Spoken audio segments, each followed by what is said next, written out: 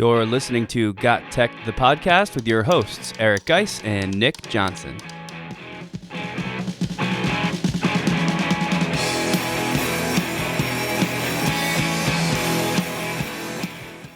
Welcome back to GotTechED the Podcast. This is episode 40 called Targeted Learning, a standards-based grading tool that all teachers must have. In this episode, we'll unveil our very own learning progression model called Targeted Learning. This tool allows teachers to easily blend standards-based grading with choice boards and EdTech, all resulting in increased learning in a more student-centered classroom environment. Check it out.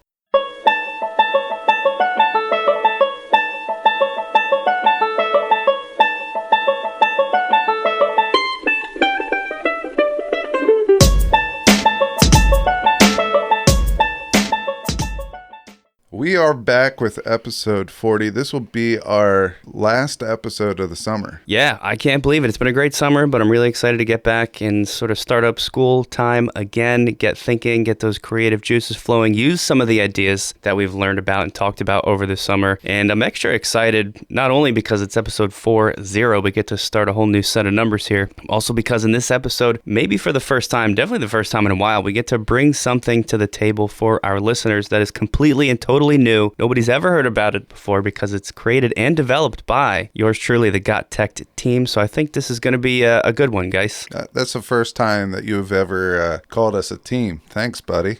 Anytime. So I guess Nick and I are getting closer. Our relationship is developing here. Because usually we pit against each other, but today we are a team. And today we're going to talk a little bit about standards-based learning. And we recently were sitting with some elementary school teachers that have recently gone to the standards-based learning approach for everything. So they don't have marking periods. They have these standards that are kind of continuously being rolled along throughout the year, and the students have to meet those standards before they go on to the next grade. Yeah, it's stressful for the teachers that are doing this because it's such a big switch. If your school is in the process of going to a standards-based grading model, you know how different it is. If you're not going there, I have a feeling that education as a whole is going to be shifting more towards this as time goes on. So I think we're all going to be there. And I know at our school, because the elementary teachers are doing this, it's probably going to come my way at the high school as well. So I think it's something that I know I for sure want to get more used to. And just in talking to some of these teachers that have been trying to get used to the standards-based model, we realized that they needed some help. They needed some support in this process. In particular, just trying to figure out how traditional grading, when I say traditional grading, I mean like A, B, C, D, or just you get a percentage for like your math grade. You get a 92 this marking period in math. How does that kind of help prepare our students for real world experiences? Yeah, so at the high school, we have been teaching students to go for real world experiences. We've directed them that way. We've created these activities where they're doing collaborative learning projects. They're working through different pieces of technology. They're creating solutions. We've done all this. The only thing that's different here is the fact that the grading piece is a little different. The roles in the classroom's a little different. And the way that the classrooms look can be a little different. So don't think that just because you teach in a traditional like A, B, C, D, F grade system that you have to stay 100% traditional. There are ways to bring standards-based grading and learning into your classroom through projects. So that's a little bit of a misnomer. All right. So standards-based grading basically is just a collection of standards that needs to be met before students progress to the next level or the next grade. Okay.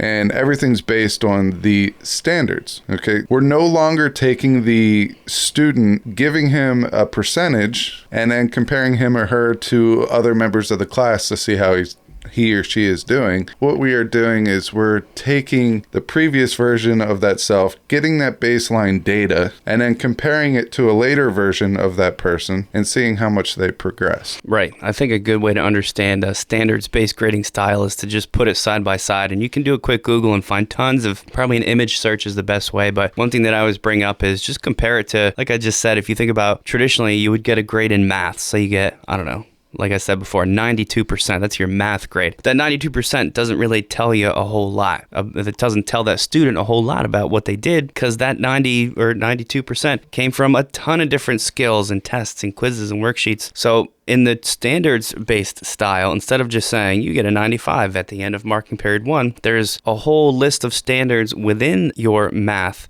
Let's call it a grade or a math report card, let's say. But you don't get one single grade for math. There's each individual standard has its own, basically a score associated with it. And instead of doing like an A, B, C, D, we go with like a proficient, advanced, proficient, needs improvement kind of a label. So within just your math score or your math report card, there might be 10 different standards listed, and you get pretty much a score, a rating on each of those individually. So you can actually see what you did well, where you've improved, and areas where you still need to improve. It's supposed to be a lot more student-centered and really focusing on what should be important for our students, and that is learning and advancing. I don't know why I just thought of this, but I'm going to say it anyway because that's normally what I do. But as a little kid, for every A that I got, and this was the whole way up through high school, for every A that I got $1. If I got straight A's, I think I got like $20. All right, little incentive from the parents. Imagine now with a standards-based grading report card, I'm getting proficient or advanced proficient. I could be making a lot of money. This could be a business for some of our elementary school students. That's a great point. Yeah, because if you got that $1 for every single standard that you got a 3 or a 4, meaning you're proficient or advanced proficient, that would be a good business. Could be very beneficial for any of our student listeners out there. All right, so let's get back to it. Let's talk a little bit about we talked a little bit about the grading. Let's talk a little bit about the roles. So the teacher role and the student role in a traditional. And Nick, why don't you take the traditional and I'll take the standards-based. Sure, you kind of gave me the easier one, which I'll definitely take. Traditional, it's just the student walks in, sits there and listens to the teacher or does some kind of activity. But then after that, there's just got like a set amount of time, right, where, okay, this week, class, we're learning this thing. And on Friday, we have a quiz on that thing. And there may be lots of really great experiences happening before that quiz to kind of support students and help them out. But once that quiz day hits, once that set amount of time is over with, that topic is finished, and wherever the students are at that point, that's kind of the end of it. And if you still needed help, or if you didn't get enough time or support and you didn't do so well on that quiz, pretty much the class is moving on, and you got an 86 on that quiz, and that's it. Time is up for you because we got to kind of march through onto our next topic. And this is, of course, it's called traditional because this is the school environment that most of us kind of grew up in and are used to, and probably what you think how school is. But we're sort of starting to shift that, of course, with standards-based. So, guys, how would that change in a standards environment? All right. So through that, you kind of described in a traditional classroom, the teacher's role is to teach. They're the director. They're the sage on the stage. All right. They have the information. They're giving it to the students. With standards-based grading, that can happen, but usually it's more shifted towards the learner's needs, and it becomes more personalized, and it becomes more student-centered. So really, that student is taking control of their learning. They might get a little bit of direction, but for the most part, they're going to take control of their learning, and they're going to try to progress to meet certain standards. Now, this could be tricky because sometimes the teachers have to take time to explain those standards and kind of model for them how to get from the, they want to move towards proficient or advanced proficient from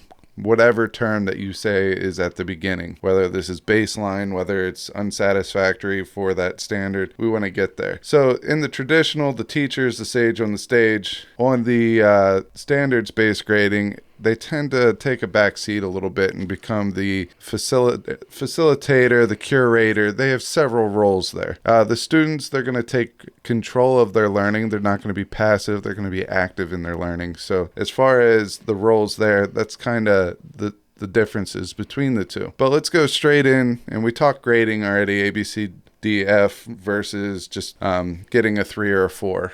That's what we want to shoot for. But let's go to the classroom real quick. Classrooms look different. In that traditional classroom, we have rows of desks or 6 desks in a bunch or something like that. All right. You're starting to see in these standards-based and collaborative classrooms a more collaborative layout.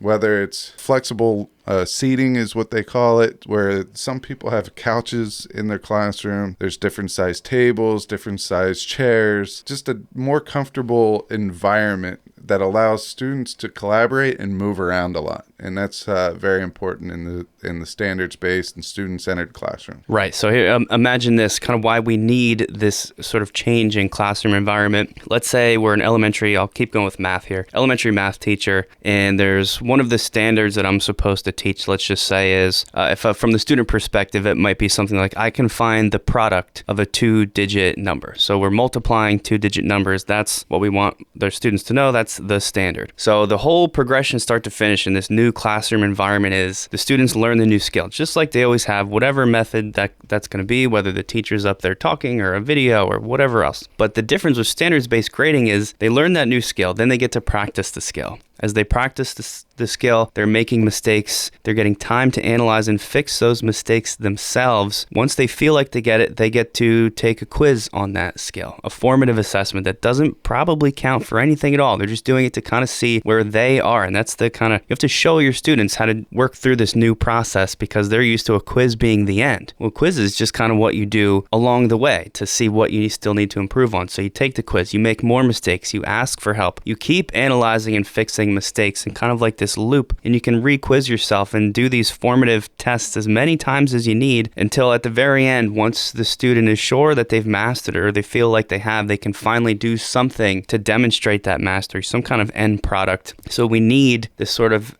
different classroom environment to support this, where different students are doing different things. They're at different points. Some master that particular standard really quick and they move on to the next one, and you've got to be ready for that. Others may spend more time in that sort of feedback loop of testing themselves and fixing their mistakes before they demonstrate mastery. So it's just a totally different environment, but the best part about it is much more student-centered, and I think the learning happens at a much deeper level here. All right, so that is pretty much the summary of standards-based learning. Nick, do you have anything that you wanted to add there? No, only that we think that we have a pretty exciting solution for teachers here. So stay tuned in the next couple segments where we can explain our creative new solution for teachers trying to implement standards-based grading in an effective way, because I think we've got a great tool for you guys.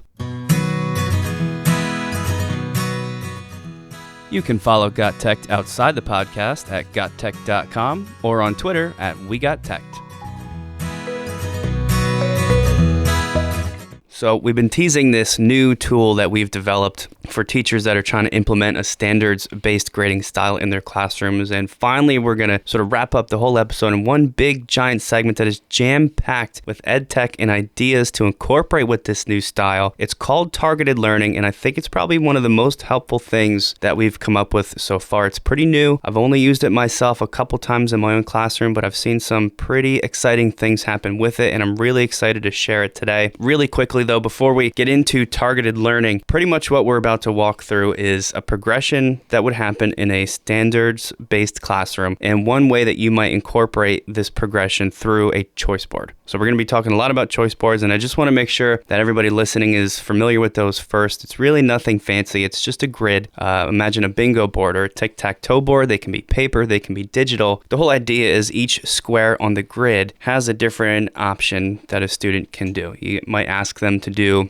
one horizontal row or one column, or they have to go diagonal to do some different things, but really it just gives students choice in how they practice and how they learn. It promotes all sorts of great things like differentiation, student ownership over their learning because they're choosing what they can do. Really, really great things, these choice boards. Check them out if you haven't yet. We think that we've come up with a spin on the choice board that also ties in everything we've been talking about this whole episode involving standards-based grading and sort of how to bring that all together. And that's kind of where the targeted learning begins. So I'm going to actually let Geis explain this. It's more his brainchild than mine. I've been helping develop it, but really he kind of came up with this. We were working on something totally different a few months back, and it just sort of popped into his brain. So he's probably the guy to walk everybody through targeted learning. So guys, why don't you start to sort of describe this whole progression? Yeah, so I don't know what we were doing when we kind of came up with this. He keeps giving me the credit for it. But so let's take a look at a traditional classroom real quick.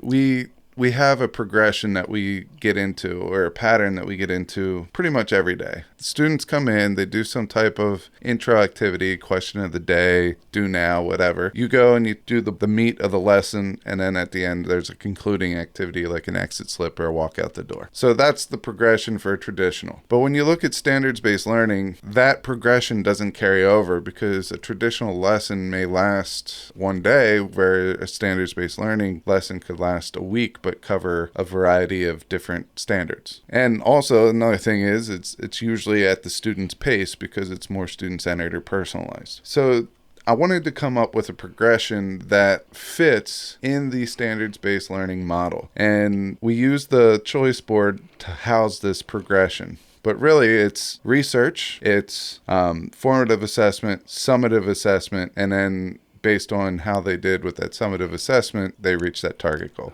I think it's important to stress, because I think that might be the best way we've ever described this, is that the choice board is housing this standards-based progression through these stages of research, formative assessment, and then finally at the very end, sort of that mastery demonstration of the summative. I just wanted to hit on that again because that was nice. Yeah, that's cool. One of the things that we use to kind of represent targeted learning is a target or a bullseye. We have several rings, and then at the middle we have this bullseye, which is our target. And that's where we want to get to. So we start on an outer ring. And before I get into the outer ring, I'm a teacher that likes to have a baseline data collection for each one of my students. So I might give them a traditional final that I've used many years back that covers the whole year, and just see what they know. Maybe it's 50 multiple choice questions. It doesn't have to be something that takes 2 weeks to grade. All right, put it on a Scantron. It's fine. It's just for baseline data. And you want to see where each student is. And maybe before you collect all this data, you know which question goes with which standard. So it's just a baseline data set.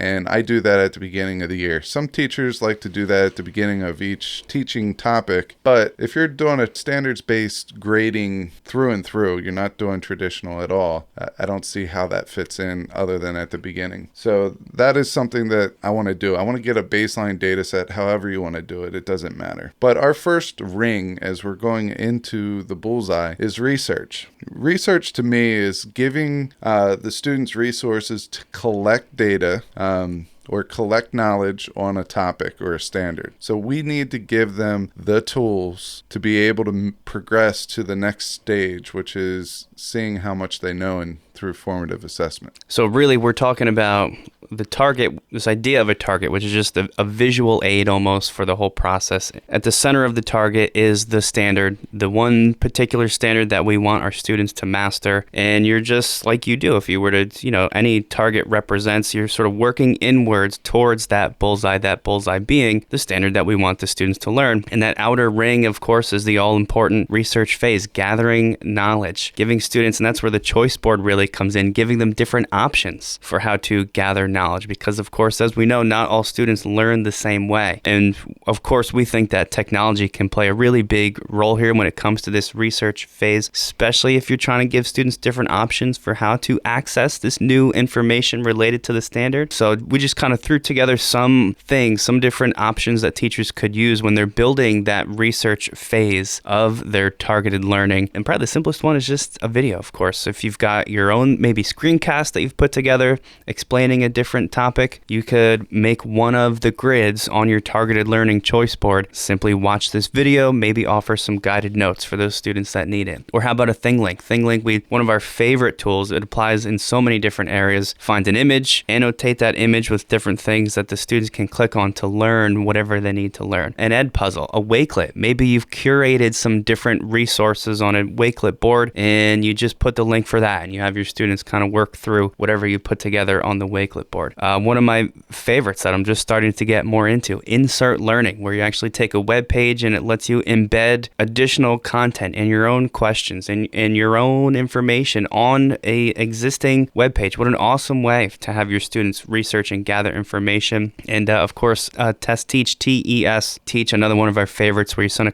sort of curate these resources together and have your students work through them pretty much any way you currently use now to deliver information to your students becomes the options that you can provide them during this outer ring of the target on their way to achieving and demonstrating the mastery for that standard that you're trying to get them to learn. And I just can't stress enough the importance of the options here, and I think how the technology can open up these different options for the students. Yeah, all great pieces of technology that you incorporated into the research phase. Let's go into the second ring, which is the formative assessment. We have to mention this. One of the biggest things that allow student-centered learning, standards-based learning, personalized learning, problem-based learning, project-based learning, all these collaborative learning styles to happen is the fact that you need feedback that is instant or near instant. So that is super important, and we have a list of EdTech tools that are amazing for doing this. So just to recap the formative assessment, this could be little quizzes online. This could be a reflection piece using Google Docs or something like that. And Nick's going to get into some of the specifics of ways to provide feedback and also platforms for formative assessment.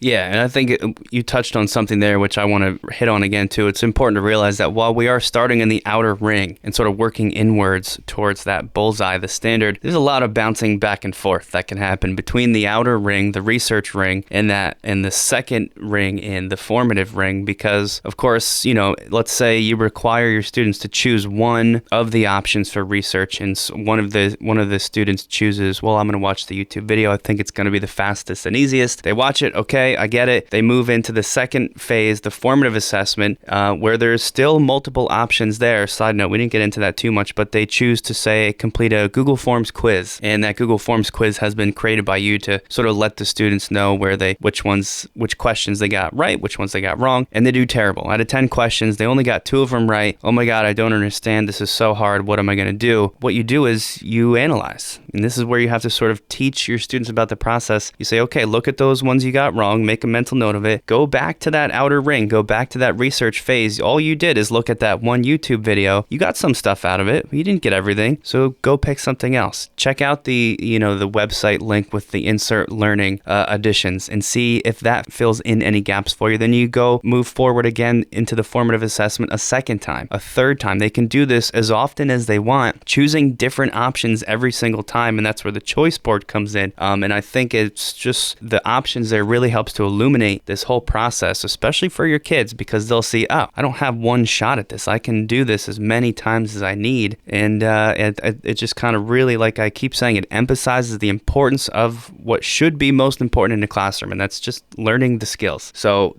just like always, we think that technology can play a really big role here, especially when it comes to giving students different options. I already recommended, this is my favorite one, a Google Forms, just because a Google Forms has a quiz feature. It's not just about like a general survey. If you don't know, they have a quiz feature. And if you select their quiz feature, it scores their responses as long as it's multiple choice. You can do it with if they're typing answers as well, but their answers you have to set it so that their answers like match the exact correct answer in a certain way, and you can play around with those adjustments. But the Google Forms will tell the students instantaneously what they got wrong, what they got right, and even give specific feedback based on wrong or right answers. And you could also add another resource if they do get it wrong. You could add another resource in there for them to go check out to kind of reinforce or help them, clear up that misunderstanding, which is also another great feature with Google Forms. Yeah, that's important to clarify. So that's kind of my favorite one, and I've seen my students use it. They like it, they know it because of how fast it is. This also opens the door to all the gamification tools that we talk about. Quizzes, Kahoot, everybody knows Kahoot. GimKit's the really big one right now. We've mentioned it a couple times. Check it out. The students love GimKit, created by students for students. So cool. Any of these things that gamify your classroom, ask questions. Now the students can play those games, but they're quizzing themselves in the process. All right, so we talked a couple of formative assessments that you can give through quizzes, Kahoot, and GimKit. Let's talk about the feedback, and this is something that is near and dear to my heart that I believe in. Let's talk about more feedback other than Google Forms. Are there any extensions out there that we can get people to look at that's going to help them grade the formative assessments that are not multiple choice questions, that might not be so instantaneous, but can be relatively quick and easy to do? Yeah, I think there's a bunch of options out there. One of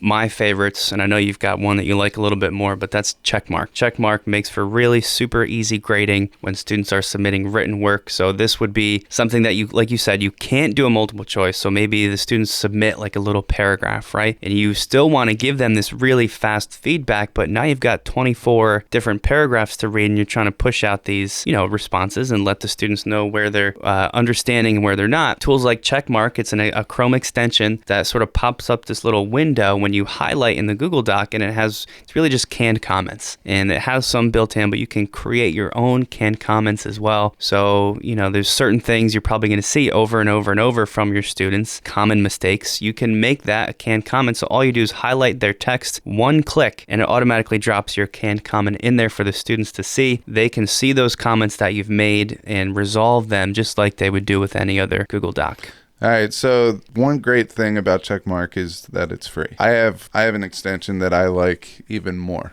Okay, and this is relatively new, but it is phenomenal, and it's called eComments. And eComments sets up the same way as Checkmark, but there are some differences, some enhancements. First of all, the collections of canned comments that are in eComments are amazing. There's professional writing, there's a persuasive article canned comment section. There's several different canned comment sections in there. Some which I created, a lot that already came with it. So you do have the ability to make your own comments. However, this takes it another step because it also allows us to add text and voice comments. And my favorite thing is voice comments because I have these big bear paws as hands. Okay, it takes me a long time. When I go to try to click on something, my hands get in the way. When I go to try to type, I'm typing the E, I hit the W and the S at the same time. All right, it's a blessing, it's a curse, whatever. But I'm telling you what, with eComments, I'm able to use my voice. And it's really something that motivates the students because they don't want to hear my voice. I don't want to hear my voice sometimes, but they really don't want to hear my voice giving them feedback. So, they keep it clean and they work hard. Yeah, eComments for me, it's kind of like Checkmark is, but just on steroids. It just pumps it up to the next level. There's tons of additional options in there. So really great for quick feedback. And I think we've also got to mention here Google Keep. Google Keep, which just has so many uses in this context. Up next to the Google Doc you're reading for a student, there's like a little taskbar, like a window pane with images and text and different things that you can drag and drop over into that Google Doc. So you can sort of preload in your Google Keep images, maybe some stickers that provide certain feedback, or get really fancy, some rubric comments that you've written and turned into an image so that you can just drag that rubric over into their document and you've got sort of what looks like personalized feedback for them, really just in seconds, just a click and a drag. So my favorite part with that is go online, download a scratch and sniff sticker, and push out all the grades at the same time at the beginning of class and see how many students actually scratch their screen and sniff it. Some will do it. Well, the thing is a lot of our students now, they don't remember scratch and sniffs. Yeah. All right. They're not as stickers aren't as popular now with the student papers, at least not at the middle and high school. So just see what happens. It's kind of a cool thing. So imagine now a student has chosen one method to access new information in the outer ring. They've tested their knowledge. They didn't quite get it. They went back to the outer ring. They used another one of the options to access the information. They've went back to the formative assessment ring, tested themselves again. They feel like they get it. What phase do they move in now to wrap up this whole process? It's the summative assessment, and this is how we show, or how the students show that they have harnessed the skills and to meet a standard or a set of standards. Sometimes it's going to be more than one, and that's okay. So summative assessments can be your traditional test, and each question is focusing on a different standard. So you might have 3 multiple choice questions that meets a standard, a short answer question that meets the standard, or an essay that meets the standard. And if they get them all correct, they show that they know that standard. Or say, in this test, it happens for 3 more standards, same thing. So that is your traditional. If you want to keep those testing methods in, you can. But also, summative assessment deals with these projects, whether they're collaborative or independent projects. It could be a portfolio. It could be several things, which we'll get into in a second. But this whole summative process is based on rubrics.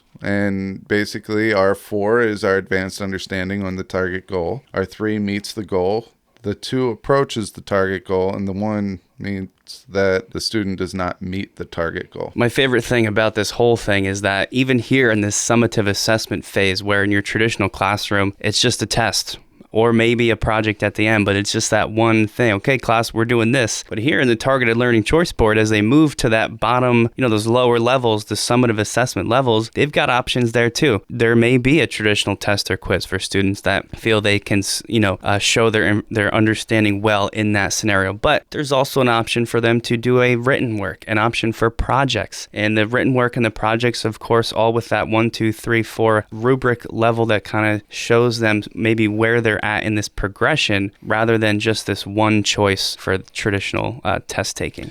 One thing about this level, and usually I give no more than 3 choices. Once you start giving more than 3 choices on that choice board per level, students take a whole period to figure out which choice they're going to select, because they investigate. They want to figure out which one's the easiest, or they want to see which one motivates, if they're working in a group, which one motivates most of the group versus another one. I always like to make my third box come up with your own, or let's talk, or something like that, because a lot of times if students grab something that they really want to do for this project, it's going to be a lot better and more in depth and more included than anything that I offer them at the beginning. So this is the only one that I like to do this for. Sometimes research, you could do it there. Formative assessment, I wouldn't offer that there, but I would always offer, let's talk or come up with your own, just as long as you get it approved by the teacher. Sure. And there's a lot of great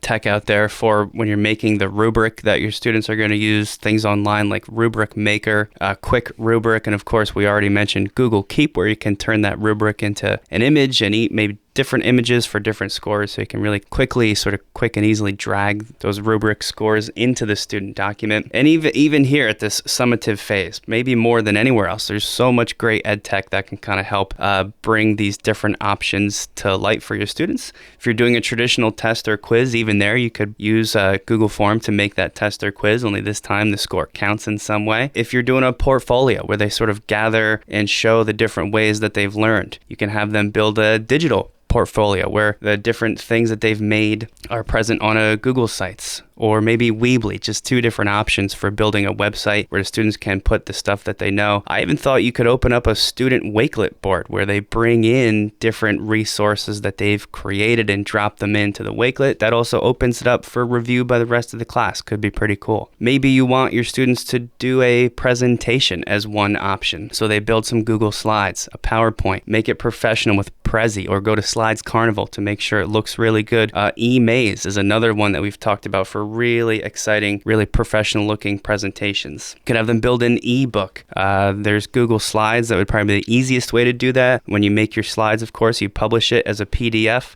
Book Creator is another one. Also, just have them do a screencast. Take the slides that they've put together and record it with their voices talking over top. Post online. Of course, with screencasts, you've got Screencastify, Screencast-O-Matic, and Loom is probably 3 of the top players there. So even in this summative phase, there's so many great options, and tech plays such a powerful role there. What did we miss in this, guys? Anything, or does that pretty much wrap up targeted learning? I think that wraps it up. I mean, just remember that this is a progression that worked for standards-based learning. It starts with doing research. After you already have a baseline knowledge of where each student stands, they do research. Once they graduate from the research phase, they think they know enough. They go into the formative assessment, and this could there could be several formative assessments, and those are just practice activities. One thing I can't express more is please think about whether you want to give them an actual grade that goes in a grade book. If you're trying to do standards-based learning in a traditional classroom, it can be done. But formative assessment, remember, you're asking them to practice, and to give them a grade on a practice is weird to me. I'll put it in this way. You go to a Votech school and you're in an auto shop and they show you how to change the oil of a car for the very first time. Never done it before. All right. And the teacher is watching the student practice doing the oil change on not a car, but like on a setup, a model or something like that. And the student keeps practicing and practicing and practicing, but the teacher is giving him a grade every single time he does it, or her a grade every single time she does it. All right. That doesn't really make too much sense to me because they're supposed to practice. They're not going to be a professional the first time they do it. All right. But then in the summative phase, then they have that actual testing phase where they're doing it on a car and the teacher watches them do it there. All right. There's where your grade comes in. There's where you measure the standard. The formative is where you just want to show them, hey, this is where you can improve real quick. This is what you already have down. Summative is what we want to look at. Otherwise, we're going to have 17,000 grades per quarter. And really, if you grade that much and you're putting it into the grade book, that makes the feedback portion, that's probably where you're going to shortchange it. And that's the most important part of this whole thing is the feedback. And my favorite part about all this is bringing that choice board element, options the whole way. Not too many, like we talked about, sort of cap it at 3 options per level, but that sort of just brings the student ownership of a choice board into this. The differentiation of a choice board comes into this too. And I think in doing that, we've got a really, really powerful learning tool here that our students are going to benefit a lot from. And I think the teachers will also. Thanks for listening to GotTech the Podcast. Remember to subscribe to our show and follow us at We Got Tech on Twitter so you can stay up to date with the latest episode releases, blog posts, product reviews, and PD announcements. You can also follow Geis and I individually at Geis Got Tech and at Nick Got Tech on Twitter or on Instagram at Nick Got Tech. Finally, remember to check out our website, GotTechED.com, where we post all our episodes, articles, and resources available to you for free. Until next time.